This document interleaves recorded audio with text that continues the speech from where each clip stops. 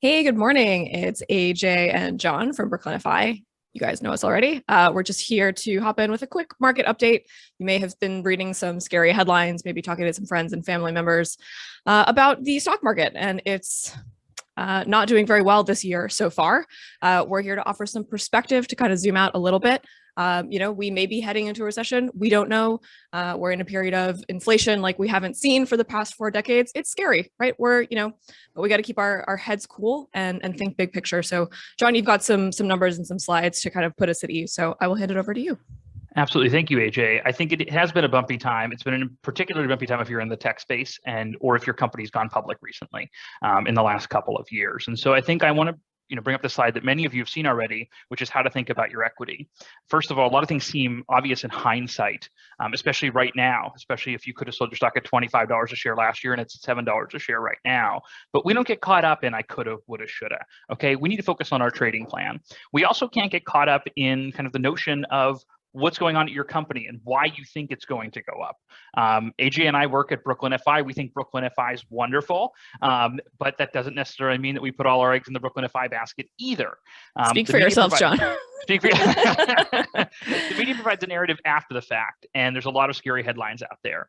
And so it's important to remember that diversification reduces your risk. You can only lose if you keep playing the game. And I think there's one other thing to really point out here, which is there may have been other times where the market's been up and your company's stock's been down. And so you felt like I'm selling low and buying high. Right now, both of them might be down.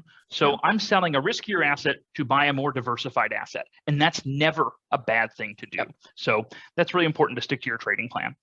Yeah. And this volatility that we're experiencing, you've heard us say, well, the stock market, a diversified portfolio, you're going to see less volatility.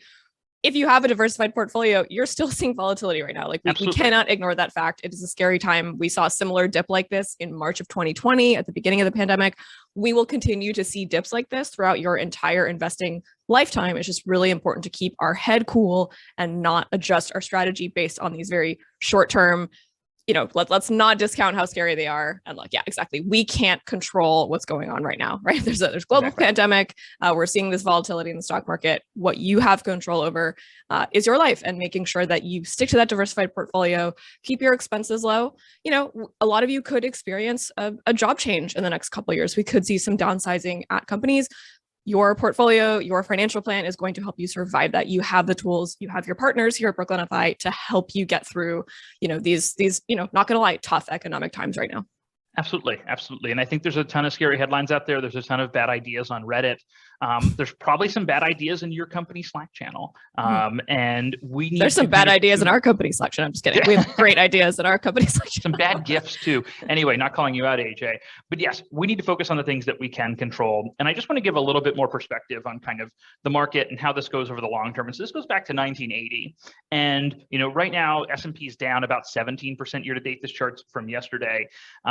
But the typical year has an intra-year decline of at least 14% on average. But the S&P typically finishes up basically 3 out of every 4 years. And so that's really important perspective to keep, that even though we see volatility along the way, long-term investors who stay the course, who stay focused on the plan, tend to end up in a really good spot. And I think similarly, if we look at diversification and returns over time, 1-year periods can be really scary. Okay, 6-month periods could be very scary. We're in the middle of one right now, but if we look at 5-year rolling averages, 10-year rolling averages, 20-year rolling averages, and that's what we focus on when we're managing assets and we're helping clients, we're planning for the long term, you can see that it's not nearly as scary, that most of the time things fare quite well over the long term. And the dispersion of returns get a lot tighter and a lot more positive.